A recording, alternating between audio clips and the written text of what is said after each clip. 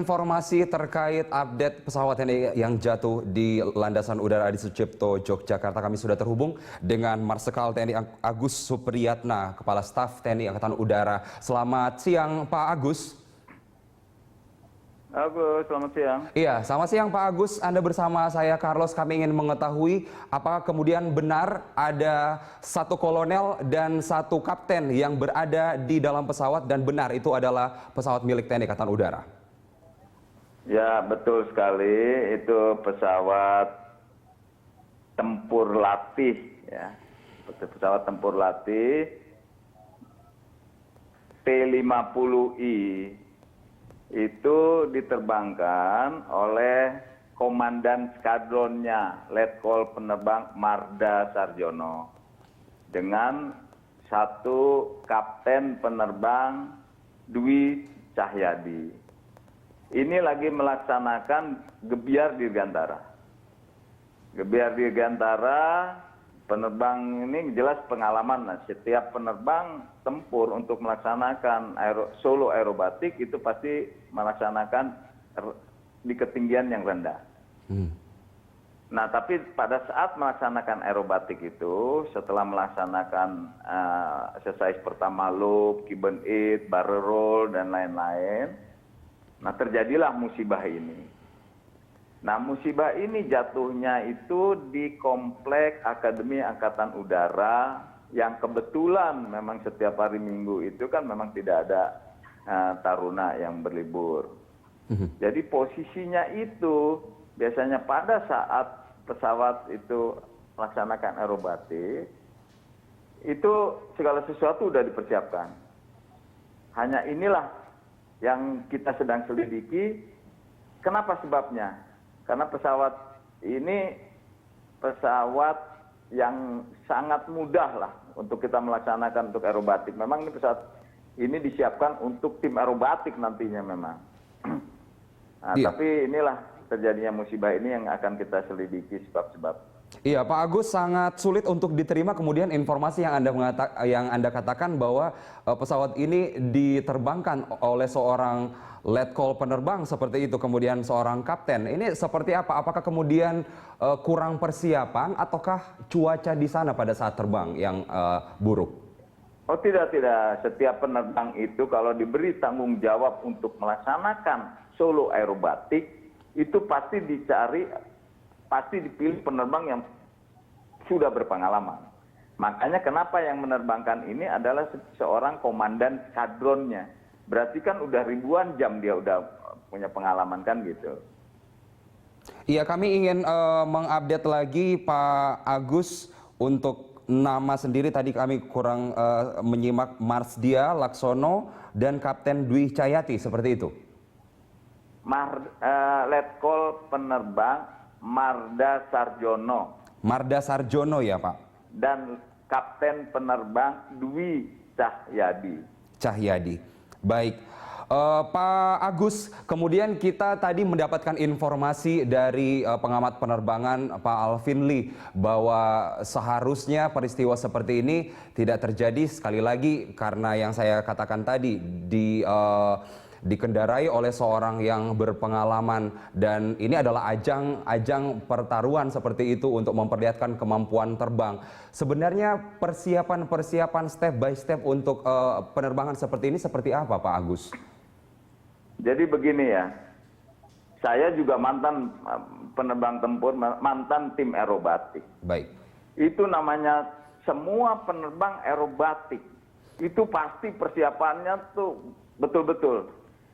Ya, betul-betul tidak sembarangan. Jangankan kita walaupun udah ribuan jam, seperti saya, kalau melaksanakan aerobatik besoknya terjadi dapat aja sedikit, pasti kita cancel. Pasti semua penerbang yang melaksanakan tanggung jawab seperti ini aerobatik itu pasti dia lebih baik cancel, lebih baik nggak usah tampil. Ya, dan pagi-pagi pasti dicek juga sama dokter. Gitu, nggak mungkin sembarangan. Tapi sekali lagi saya sampaikan, ini akan diselidiki dulu apa sebabnya. Karena tidak mungkin kalau dilihat dari filmnya, dilihat dari segala sesuatunya, pesawat ini kenapa tidak bisa direcover dia nusnya ke bawah kan gitu. Baik. Jadi kita tidak bisa mengatakan bahwa ini mungkin siapannya atau apa, nggak mungkin. Saya kan juga mantan tim aerobatik F16 ya. Tapi kita benar nggak sembarangan untuk memasangkan aerobatik itu gitu. Tapi kita ingin tahu Pak Agus, apakah kemudian untuk tipe ini sendiri Anda mengatakan tadi adalah pesawat tempur latih T-50I, ini adalah kejadian yang pertama ya Pak? Ya pertama ya, kejadian pertama betul. Untuk spesifikasinya sendiri untuk Golden Eagle ini, kami mendapatkan informasi bahwa 25 Mei 2011 kita memiliki 16 didatangkan dari Korea Selatan. Apakah ini memang pesawat yang maintenance-nya juga sangat-sangat diperhatikan sehingga kemungkinan untuk terjadinya insiden itu sangat minim atau seperti apa Pak Agus? Jadi begini, sekali lagi ya, kalau sistem manajemen itu memang ini segala sesuatu udah tertata ya, kita tuh udah tertata. Ada kita cek itu setiap setelah 25 jam, setelah 50 jam, 100 jam, itu kalau itu selalu kita cek ya. Dan penerbang pun sebelum menerbangkan pesawat ini dia akan cek juga logbooknya bagaimana, dicek paginya apa yang terjadi, segala sesuatu ada ya. Itu sudah prosedurnya. Standar prosedurnya itu harus begitu. Penerbangnya juga standar prosedurnya ada. Kalau dia malam tidurnya berapa jam, ini segala macam, itu paginya bisa dicek sama dokternya. Kemungkinan untuk human error sendiri sangat kecil ya Pak? Kalau kita lihat dari posisinya, nus yang cukup, menurut saya ini pesawat ini terjadi nus down-nya itu, ya nus ke bawahnya itu kan cukup tinggi ya. Tapi kenapa kita tidak bisa recover pesawat ini?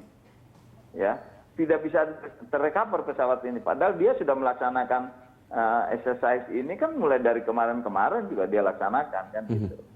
Nah ini makanya dalam penyelidikan kita, kenapa ini kok bisa terjadi seperti ini gitu. Baik, Ya. Pak Agus, kami kita tidak bisa menentukan sekarang langsung human error karena posisinya ini. Posisi pesawat ke atas, bagaimana dia mau melaksanakan aerobatik, bagaimana vertikal aerobatik, kok tiba-tiba nus ke bawah, itu dia tidak bisa recover. Nah ini lagi dalam penyelidikan. Jadi saya akan, sekarang juga sudah berangkat, ya Kepala Dinas Keselamatan Terbang itu udah berangkat ke sana segera, bantu para komandan lanut dan para penerbangnya di sana, segera dievaluasi, segera didiskusikan. Kenapa ini bisa terjadi? Lihat filmnya coba satu-satu seperti apa.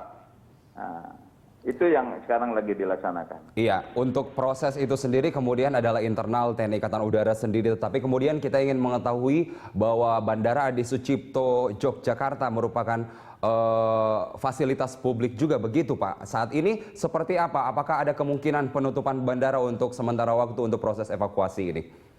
Oh enggak begitu. Memang itu dekat dengan bandara. Setiap ada kejadian atau apa aja di sekitar bandara pasti stop dulu.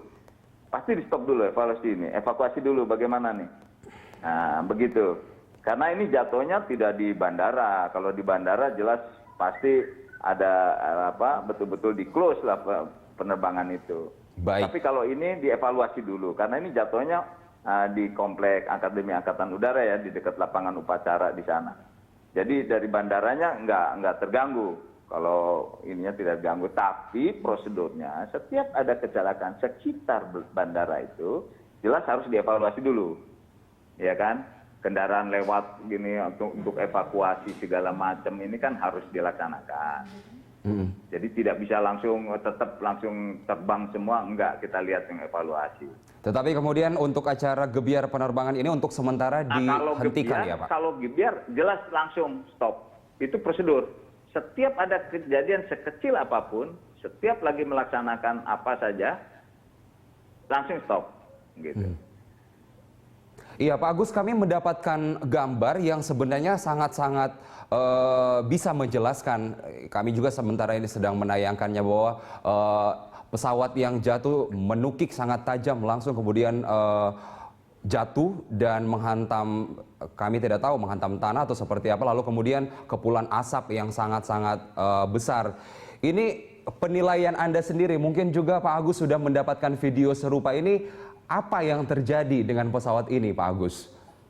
Nah ini kalau saya sebagai seorang penerbang, ini pada saat dia melaksanakan vertikal, pesawatnya vertikal naik ke atas, ini kan kalau dilihat ada putarannya juga, ada putaran pesawat ini terjadi perputaran. Ini ada perkiraan saya sebagai judgement seorang penerbang tempur. Ini pada saat di atas speednya kecil, ya speed kecil, mungkin terjadi